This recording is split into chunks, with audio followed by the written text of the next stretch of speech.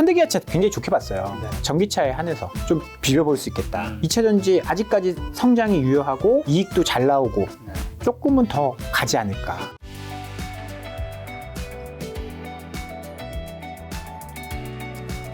자, 그 방금 전에 이제 자동차 이제 주문 취소를 할 수 있다 이런 얘기도 좀 나오고 했었는데 자연스레 현대차, 기아, 자동차 섹터는 저는 사실 현대기아차 굉장히 좋게 봤어요. 굉장히 좋게 왜냐하면 판매 자체가 잘 되고 있고 비싼 차를 잘 팔고 있고 이익도 좋고 환율도 높고 그다음에 딜러한테 주는 인센티브라는 게 있어요, 미국에서. 왜냐면 그 판매망이 없기 때문에 그쪽 이제 인센티브를 주면서 이제 얼마 팔아달라 그런 건데 그 인센티브도 차가 없어서 못 파니까 그거 비용이거든요. 그것도 굉장히 낮아져서 와, 수익성 엄청 좋겠다라고 했는데 세타 엔진 문제가 터져버렸네요. 그게 지금 뭐 4번째인가 그렇거든요. 충당금이 거의 3조를 쌓았어요, 이번에만. 그러면 와, 이익이 막 이만큼 나올 거라고 생각했는데 요것뿐이 안 나오니까 와, 이거 더 믿을 수 있겠나? 라는 생각이 좀 들고 수요도 이제 살짝은 둔화될 수 있는 구간이라서 조금은 조심을 해야 되는데 좋은 점도 있어요. 뭐 지난번에 나와서도 말씀드렸지만 전기차 잘 만듭니다. 전기차 잘 만들어요. 테슬라에 대항은 못하겠지만 포드, GM, 폭스바겐, 뭐 아우디, 벤츠까지 표정이 너무 벤츠까지 넘어갔다라는 생각을 하시는 것 같은데 전기차에 한해서 좀 비벼볼 수 있겠다. 그리고 또 경기가 안 좋으면 비싼 전기차보다는 가성비 전기차를 더 선호할 수도 있는 거거든요. 근데 뭐 EV6나 아이오닉 6나 이런 것들이 사실 가격적인 메리트가 분명히 있는 그런 상황이고, 그래서 IRA만 잘 어떻게 해결이 된다면 조금 뭐 그래도 주가는 너무 싼 거 아닌가. 근데 IRA가 해결이 안 되면 저는 답은 없다라고 봅니다. 왜냐하면 미국은 GM 포드를 살리고 싶지 현대차를 키워주고 싶진 않을 거거든요. 그래서 뭐 진짜 계획대로 2023년 이후에 2024년도부터 뭐 지원을 받는다? 저는 그건 의미 없다라고 봅니다. 왜냐하면 GM 포드가 이미 다 장악을 했을 거라면, 테슬라가 이제 하이엔드급은 하고 그 밑에는 GM 포드가 다 했을 거거든요. 그 뒤에 들어가서 자리를 잡는다는 건 굉장히 어려운 일이 될 수 있다라고 봅니다. 자, 그럼 2차 전지 섹터는 아까 전에 외국인이 이제 뭐 살 게 2차 전지밖에 없다라는 멘트를 해주셨는데 왜 2차 전지밖에 없죠? 지금 사이즈가 있는 것 중에 성장이 살아남아 있는 게 여기 말고는 없거든요. 진짜? 반도체를 이야기하기에는 실적도 3분기 쇼크고 3분기 쇼크인데 4분기에 잘 나올 리는 없고, 왜냐면 뭐 다른 비용도 있는 거고, 전반적으로 내년 상반기까지는 안 좋다라고 하는 상황에서 수급으로 좀 끌어올렸고 뭐 그런 부분들이 있어서 이익이 안 나오는, 성장이 안 나오는 상황에서 와, 이게 반도체가 앞으로 갈 것 같아요? 물론 이제 2, 3년 뒤를 보면 충분히 가능성은 있는데 지금 당장은 좀 어려울 것 같고, 3분기 실적 2차 전지 쪽 다 잘 나왔어요. 다 잘 나왔습니다. LG 에너지 솔루션부터 시작해서 이익도 잘 나왔고 매출도 잘 성장하고 있고 미국 진출도 하고 있고 뭐 여러 가지. 그래서 생산 설비를 막 증설하고 있는 거군요. 그렇죠. 단 뭐 최근에 조금 조정받고 있는 이유 중에 하나는 4분기에 재고 조정이 있을 것이다. 뭐 그런 이야기들. 원래 보통 이제 제조업들이 이제 재고나 이런 거 쌓아놓고 뭐 전기차 만들 때 배터리 쌓아놓고 하다가 여유 있게 쌓아놨을 거 아니에요. 그거를 이제 내 있는 재고로 쓸 테니까 조금만 기다려봐. 이게 재고 조정이거든요. 그러면 4분기에는 조금 재고 조정 때문에 안 좋을 수 있는데 전기차가 계속 성장한다라고 하면 뭐 1분기부터는 다시 늘어나겠죠. 그런 성장이 남아있는 게 지금 2차 전지뿐이 없는 상황이어서, 물론 이제 친환경 이런 쪽도 기후 문제 이런 것 때문에 좋다라고는 하지만 지금 덩치나 지금 LG 에너지 솔루션이 시총 2위잖아요. 이런 걸 봤을 때 외국인이 계속 사는 데는 이유가 있을 거다. 그런 생각이 좀 들어서 뭐 2차 전지 말고는 지금 뭔가 덩치가 있는 데서는 대안이 없는 그런 상황이어서 2차 전지 아직까지 성장이 유효하고 이익도 잘 나오고 수급도 좋고 한 상황이어서 조금은 더 가지 않을까. 자, 삼성바이오로직 셀트리온 있는 바이오 섹터는요? 조금 관심이, 이게 애매합니다. 셀트리온은 많이 떨어졌고요. 삼성바이오로직스는 떨어진 것도 없고 어느새 보면 또 올라와 있고 지금 조금 또 떨어져 있고 관심이 많이 없는 것 같아요. 일단은 바이오 섹터 같은 경우는 좋지도 않고 나쁘지도 않고 이제 뭐 코로나, 금리 이런 거에 좀 애매한 상황이어서 뭔가 강하게 뭘 어필할 만한 그런 상황이 없어서 시장에서는 주목을 못 받고 있는 그런 상황이고, 올 초까지만 하더라도 그래도 얘들은 실적은 괜찮아 이런 논리로 많이 좀 접근을 했었는데 뭐 실적이 막 그렇다고 해서 막 어닝 서프라이즈가 막 이렇게 나와가지고 이익을 주도하고 있는 그런 섹터도 아니라서 조금 애매하다. 그러면 뭐 수급적인 측면이라든지 관심이 없으면 여기는 사실 펀더멘탈도 중요하지만 약간 이벤트성이나 모멘텀 이런 것들이 굉장히 중요하거든요. 네. 왜냐면 확 몰리는 뭔가가 있어야 되니까 그런 게 없어서 좀 매력적이진 않아 보입니다. 자, 금융 섹터는요? 금융 섹터는 굉장히 쌉니다. 배당 이야기 하시는 분도 많고. 야, 지금 배당 시즌이죠? 배당 날 추워지면 네. 배당 좀 받아서 KB금융이 작년에 배당을 2,940원 했거든요. 3,000원. 이게 뭐 비율로 한 6% 정도 될 거예요. 지금 시가 배당률로 보면. 네. 이익은 작년만큼 벌었으니까 야 이거 6% 먹으러 들어가야 되는 거 아니야? 배당락이라는 게 있습니다. 그렇죠, 그렇죠. 배당한 만큼 주가가 떨어져서 출발해요. 배당락 때는. 그러면 지금 은행에 갖다 넣으면 시중은행에도 4%를 주고 저축은행이나 이런 데 가면 6% 7% 주는 데도 있고 발품 좀 팔면 그러면 꼭 배당을 먹으려고 저길 들어가야 되나?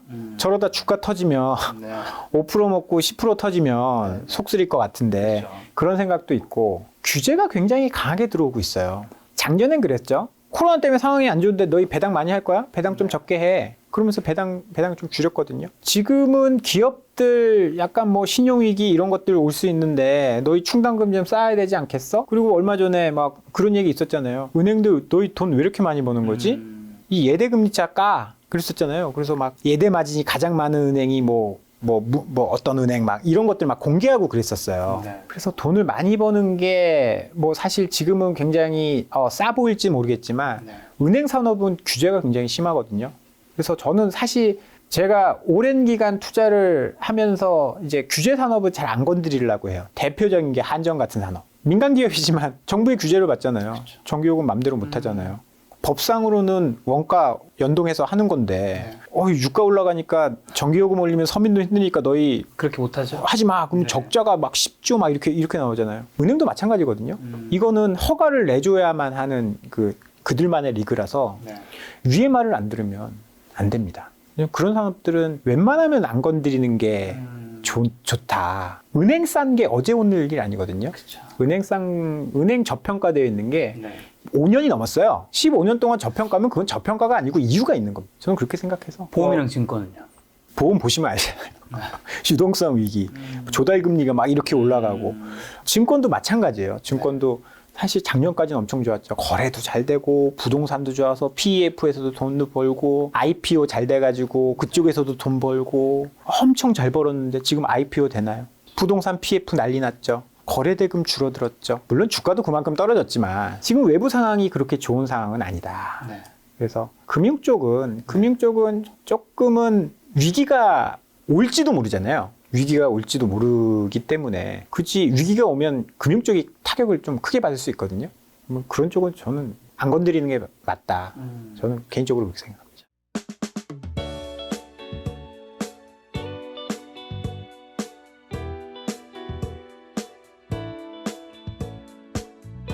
자, 그럼 차장님은 앞으로 좀 어떤 업종 유망하다고 보세요? 아까 2차 전지는 현재 상황에서 좋다는 식으로 얘기는 하셨는데 장기적으로 보면 너무 재미없잖아요. 장기적으로 보면 삼성전자 사면 되고 그런 얘기는 할 필요 없는 거고 네.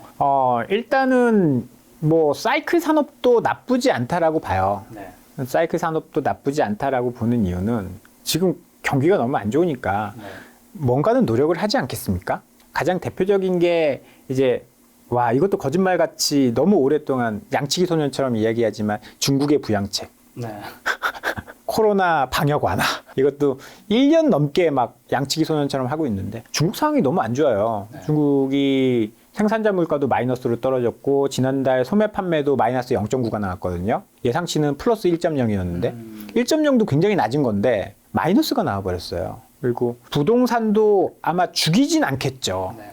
규제는 해서 오르는 걸 막으려고는 하겠지만 죽을 때까지 규제하지는 않을 거 아니에요. 네. 그렇게 되면 인프라라든지 이런 데에 대한 이제 부양책이나 뭐 소비에 대한 부양책 이런 것들이 나올 수 있다라고 봐야 될 것 같고 그리고 얼마 전에 지금 오신 빈살만 그분도 핵심은 그거잖아요. 사막에 땅 파가지고 건물 짓겠다잖아요. 그것도 어떻게 보면 인프라 투자 아니겠습니까? 네. 2029년까지 인프라 투자 그렇게 600조를 쏟아부어서 이제 하겠다라는 거니까 그런 사이클 산업 이게 한 번 더 이제 움직일 수 있을 것 같다.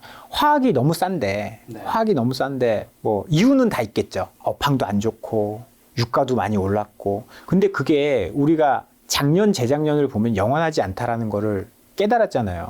주가도 이렇게 높은 수준이 영원하지 않고 화학 업종도 사이클 산업이니까 이렇게 낮은 주가 수준이 영원하지 않을 거고 인플레이션도 영원하지 않을 거고 그러면 높은 금리도 언젠간 떨어질 건데 그렇게 되면 지금 85달러 정도 하나요? 그 유가가 다시 떨어지고 수요가 다시 또 개선이 되면 뭐 화학 업종 같은 것들 뭐 내년도에는 한번 좀 기대를 해볼 수 있을 것 같고 철강도 마찬가지고 최근에 건설기계 쪽도 좀 많이 올라왔긴 하지만 여기는 좀 조심하셔야 됩니다. 이제 건설기나 이런 좀 쇼커버나 이런 것들이 있어서 굉장히 많이 올라왔는데 조금 조정을 받는다라고 한다면 인프라 투자를 하면 건설기계 없이 할 수는 없는 거잖아요. 그런 쪽들 좀 보시면 좋을 것 같다라는 생각을 가지고 있고요. 약간 뭐 작은 업체들, 작은 테마들 이런 것들 본다라고 한다면 최근에 다시 또 올라오고 있는 그 로봇 관련된 업종들. 삼성도 그렇고 현대기아차도 미국에 공장 짓는데 노동 집약적으로 짓지는 않을 거 아니에요. 거기 인건비가 비싸니까. 인건비를 어떻게 좀 이렇게 줄일 수 있는 그런 설비들을 많이 좀 하지 않겠습니까? 그렇게 되면 그쪽과 관련된 자동화와 관련된 이런 업종들 한번 좀 기회를 좀 줄 수도 있을 것 같다. 뭐 전 그런 생각을 단기적으로는 그렇게 하고 있습니다. 2021년에 이제 뭐 NFT, 메타버스 키워드 굉장히 핫했고 2020년에는 이제 BBIG 핫했고 2023년에는 어떤 키워드가 주시장을 좀 크게 장악할 것 같으세요? 로봇이 그 자리를 좀 차지할 수 있을까요? 그러기엔 사이즈가 너무 작고. 네, 그거는 그냥 내가 만약에 100을 투자한다라고 하면 막 5에서 10 사이로 이렇게 봐야 되는 것 같고요. 그건 상상력이 굉장히 필요한데 지금 분위기에서는 뭐 사실 뭐 친환경이나 2차 전지가 계속 뭐 갈 가능성이 있어 보이고 혹시나 빠르게 인플레이션이 잡히고 뭐 위기가 좀 해결이 된다라고 한다면 지금 안 좋았었던 뭐 인터넷 게임 컨텐츠 이런 쪽이 또 다시 또 두각을 나타낼 가능성이 있다라고 봐요. 금리가 떨어지면서 게임이랑 콘텐츠, 엔터테인먼트 그렇죠. 이런 쪽이요. 네, 그런 쪽이 일단은 가장 많이 빠졌고 금리 상승에 가장 큰 피해를 받고 그래서 그런 것들이 해결이 뭐 만약에 높은 금리가 해결이 된다라고 하면 뭐 그런 것들이 올라올 거고 그런데 만약에 금리를 내려주지 않고 높은 상황에서 계속 유지가 된다. 금리가 유지가 된다. 그러면 불황에 좋은 쪽이 좋겠죠. 불황에 좋은 쪽. 음식료 쪽인가요? 그렇죠. 필수 소비재.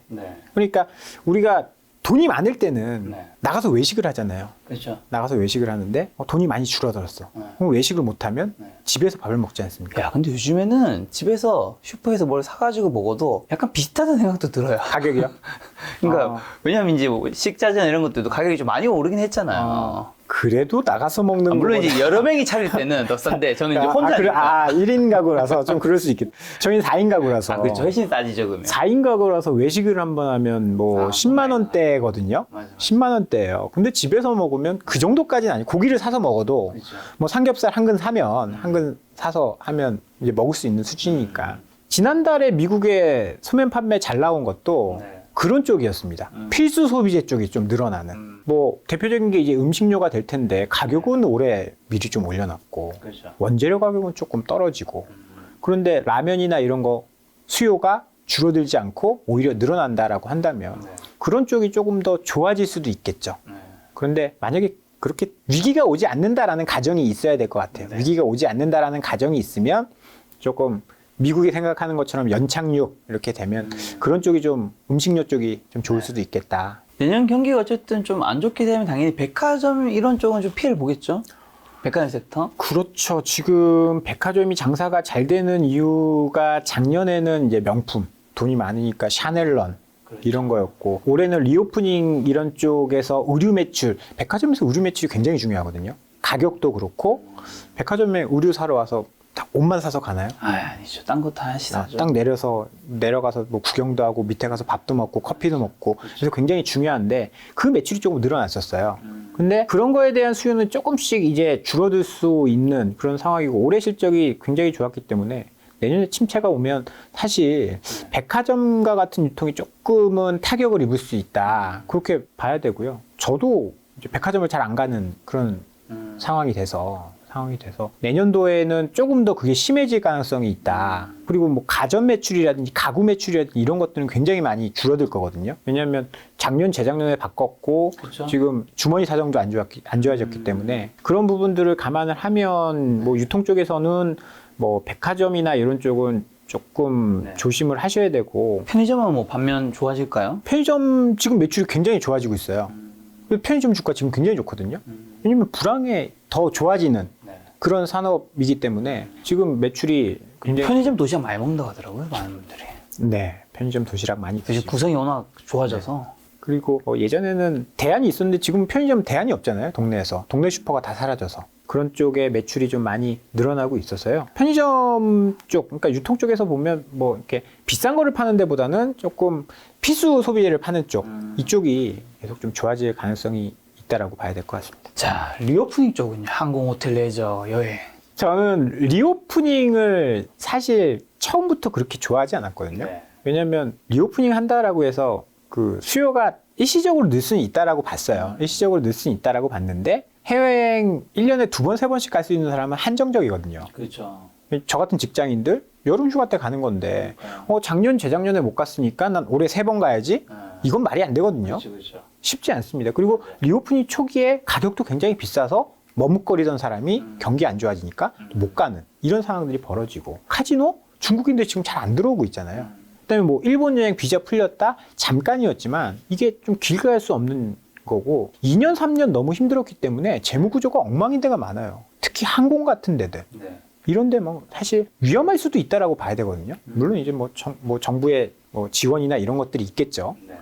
달러 강세, 유가도 낮은 상황 아니고 소비도 침체되고 있다라고 하는데 이쪽이 과연 리오프닝이 돼서 그 전에 못했던 뭐 이거를 2배, 3배 할 수 있을 것이냐? 이건 한번 따져봐야 되고요. 금리가 올라가는 상황에서는 한기 기업이 분명히 나올 수 있기 때문에 재무 상태가 리오프닝 관련된 쪽은 재무 상태가 다 안 좋을 거거든요. 네. 재무 상태가 안 좋은 기업들은 굳이 건드릴 필요 없다. 그리고 리오프닝이 1년 지났잖아요. 항공주도 주가 보면 대충 뭐 항공주, 여행주 주가 보면 대충 답은 나와 있다라고 봅니다. 자, 금리가 어쨌든 계속 좀 올라갈 예지가 남아있고, 그리고 그 고금리가 좀 유지될 수 있는 상황이라면, 네. 섹터 중에서는 어떤 섹터들이 좀 위험하다고 봐야 돼요? 부채가 많고 네. 이익률이 낮은 업체들. 그러니까 뭐 보면 제조업체들 보면 뭐 특히 자동차 부품 이런 쪽들은 현대차가 영업이익률이 5% 정도니까 그거보다 훨씬 낮은 영업이익률을 가져가는 업체들이 많거든요. 근데 이자가 6%, 7% 이렇게 올라간다? 그건 마이너스인 거잖아요. 그렇죠. 아니, 물론 이제 부채가 적을 수도 있으니까 부채가 적을 수도 있으니까 마이너스는 아니더라도 그 충격을 굉장히 많이 받을 수 있다라는 거죠. 네. 그래서 영업이익률 자체가 낮은 기업들은 좀 조심하셔야 되고 부채가 뭐 보면 재무제표 보면 나오잖아요. 자산, 부채, 자본인데 네. 뭐 자본보다 부채가 뭐 두세 배 많다. 뭐 부채 비율이 200~300% 된다. 네. 이런 기업들은 좀 피하셔야 될 것 같고요. 현금을 좀 가지고 있는 기업들, 뭐 그런 기업들을 좀 보셔야 될 것 같습니다. 뭐 이렇게 다 통계를 제가 내본 건 아니라서 네. 주식을 보실 때 내가 가지고 있는 종목이 부채 비율이 200~300% 이렇게 되느냐, 200%가 넘어가느냐, 뭐 200에서 300%까지는 괜찮은데 그 이상이다. 네. 좀 보수적으로 봐서 200% 이상이다. 네. 그러면 조금 걸러내시는 게 좋고. 그다음에 영업이익률 보니까 한 4~5% 나오네. 그러면 걸러내시는 게 좋고. 영업이익률이 뭐 그래도 한 2자릿수는 좀 나와줘야. 그다음에 뭐 ROE나 이런 것도 보면 좋겠지만 한 2가지 정도만 걸러내시면 좋을 것 같습니다. 자, 건설은요? 건설은 저는 네. 이거 부동산 경기 안 좋은 건 좀 길어질 수 있다라고 보거든요. 물론 이제 금리를 빠르게 내려주면 뭐 괜찮겠지만 그럴 일은 없을 것 같고 금리가 높은 상황에서 집을 사려는 사람도 많지 않을 거고 지금 뭐 벌써 미분양 이야기 나오고 있고 집값 떨어지고 있고 건설업체 뭐 PF 문제 이거 자금 조달 안 돼서 그런 거거든요. 자금 조달이 쉽게 풀릴 가능성은 없어요. 왜냐하면 금리를 더 올릴 거니까. 네. 지금 자금을 대주는 사람 입장에서는 야 다음 달 되면 이자 더 받을 수 있을 것 같은데 조금 더 기다려볼까? 이런 상황에서 돈이 그냥 싹 묶여 있는 거거든요. 그런데 그나마 있는 돈들도 불안하니까 지금 국채를 사도 5% 6%인데 한전채를 사도 6% 7%인데 ABCP 저거 한 5~6% 더 먹으러 들어갔다가 꽝 되는 거 아니야? 이렇기 때문에 저 끝단으로는 돈이 안 가고 굉장히 신용도가 높은 쪽으로만 돈이 몰리고 있거든요. 그렇게 되면 건설업체는 당분간은 좀 어려울 수 있고 금융위기가 오고 부동산 경기가 이제 2008년 금융위기가 오고 부동산 경기가 2012년까지 안 좋았어요. 네. 조금 더 길어질 수 있는 거거든요. 지금 당장은 사실 건설이 좋을 만한 부분은 없다. 네. 저는 그렇게 보고 있고요. 물론 이제 몇몇 업체들은 뭐 네옴시티라든지 뭐 이런 쪽 뭐 그런 모멘텀은 있지만 그게 자체가 본질이 될 수는 없을 것 같다. 그리고 해외에 나가서 그것도 2000년 초반이죠. 2010년대죠. GS건설이 한번 망할 뻔했거든요. 해외 프로젝트 하다가. 원가율이 계속 올라가서 뭐 그런 문제들 뭐 둔촌주공도 마찬가지잖아요. 이거 짓다가 원가율 너무 높아서 돈 더 달라. 그런 일들이 발생했을 때 해외에서 뭐 잘 대처할 수 있을 것이냐? 그것도 장담할 수 없어서 조금은 저는 부정적으로 보고 있습니다. 자, 가시기 전에 마지막으로 올해 그러면 12월 이제 마지막 한 달 딱 남았잖아요. 주식시장 전망 어떻게 보시고 12월 증시 투자 포인트만 한번 딱 집어주신다면? 가장 중요한 거는 네. 저는 FOMC라고 봅니다. 그렇죠. 지금 모든 거의 핵심은 금리거든요. 네. 금리를 계속 올리는 환경에서는 주가가 추세적으로 올라가긴 어려울 거고 뭐 올라가더라도 지금처럼 혹은 7, 8월처럼 베어마켓 랠리가 나올 수밖에 없는 그런 상황이고 그러면 12월 FOMC에서 분명히 신호를 줄 거라고 생각을 합니다. 그것이 언제쯤 있죠? 12월 14일. 12월 14일. 네. 그게 왜 중요하냐면요. 점도표가 나올 거예요. 9월 점도표에서는 분명히 4.5, 4.75였거든요. 올해 4.5, 내년에 4.75. 연준 위원들이 인플레이션만 앵무새처럼 이야기하고 있는 그런 상황에서 지금은 속도 조절에 대한 이야기를 꺼냈거든요. 그러면 내년도에는 어떻게 할 것이다 라는 힌트를 분명히 점도표 상으로 줄 겁니다. 네. 우리는 그걸 믿어야지 지금 시장에 이제 분위기에 휩쓸려서 일로 갔다 절로 갔다 하면 그렇죠. 굉장히 힘들어질 수밖에 없는 상황이어서 FOMC 그리고 이건 12월 전망보다는 내년 초반에 좀 걱정해야 될 건데 신용 리스크가 오는지 안 오는지 우리가 9월 달에 레고랜드 사태가 벌어지면서 지금 PF 그러니까 채권 시장은 말이 아닌 상황까지 내려왔거든요. 근데 그게 금리를 계속 올리면서 이 신용경색 한마디로 말하면 뭐 지금 채권이나 이런 건 좀 거래가 되고 있어서 큰 혈관은 잘 돌고 있는데 작은 혈관들 이런 게 막히면서 조금 약한 고리들이 터지지 않느냐 이런 부분들을 한번 확인을 해봐야 되거든요. 그렇다라고 한다면 저는 지금 뭐 단기 반등, 베어마켓 랠리 여기서 그냥 올랐으니까 하하호호 할 게 아니라 여기서는 내 포트폴리오를 좀 조정할 필요가 있다. 왜냐하면 지금까지는 잘 버티고 있지만 정부가 뭐 돈도 쏟고 해서 근데 내년 되면 분명히 무언가가 터질 가능성이 있거든요. 그럼 거기에 대비해서 내가 가지고 있는 종목이 실적이 너무 안 좋은 건 아닌가? 부채가 너무 많은 건 아닌가? 금리 인상에 버틸 수 있는가? 그런 것들을 한번 따져서 그렇지 않은 종목으로 교체하는 지금 뭐 사실 삼성전자도 많이 빠졌고 굉장히 뭐 이상한 종목도 많이 빠졌고 그런 거거든요. 그러면 거기서 스위칭 하는 거는 내가 뭐 그냥 주식을 다 팔고 떠나라는 게 아니기 때문에 그렇게 해서 교체해 놓으면 내년 만약에 위기가 온다라고 하더라도 살아남을 수 있는 거거든요. 그런 기회로 11월 지금 뭐 반등과 12월의 상승을 뭐 12월에 상승할지 안 할지 모르겠지만 좀 활용을 하시는 노력이 필요하다라는 말씀을 좀 마지막으로 좀 드려보겠습니다. 알겠습니다. 연준의 이제 그 전망 이제 패드워치가 이제 75bp 사실 이제 50bp 빅스텝으로 이제 굉장히 확률이 높아졌는데 연준의 그 이제 금리 인상 발표가 있는 그 아마 한 10일쯤 뒤에는 이제 크리스마스가 있잖아요. 네. 크리스마스가 이제 25일이지 않습니까? 네. 그래서 저는 베이비 스텝 25bp 딱 맞춰서 하면 굉장히 우리가 행복한 연말 미국도 우리도 좀 보낼 수 있지 않을까. 그랬으면 좋겠네. 파월한테 편지라도 한번 크리스마스 카드라도 파월한테 이제 크리스마스 편지로 25bp로 보내면 선물로 25bp 달라고. 자, 이제 저희 헛소리는 그만하도록 하겠습니다. 오늘 만난 손님은 박정희 차장님이었습니다. 지금까지 여러분 소중한 시간 함께 해주셔서 정말 감사합니다. 오늘도 김 작가였습니다. 고생 많으셨습니다. 감사합니다.